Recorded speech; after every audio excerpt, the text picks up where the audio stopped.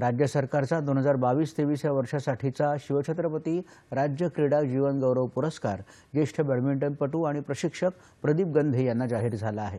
उत्कृष्ट क्रीडा मार्गदर्शक आणि जिजामाता पुरस्कार क्रिकेटसाठी दिनेश लाडे, पॅराशूटिंगसाठी सुमा शिरूर, दिव्यांगांच्या ॲक्वेटिक्स करता राजाराम घाग, धनुर्विद्येसाठी शुभांगी रोकडे, जिम्नॅस्टिक्ससाठी पवन भोईर आणि कबड्डीसाठी अनिल घाटे यांना जाहीर झाला।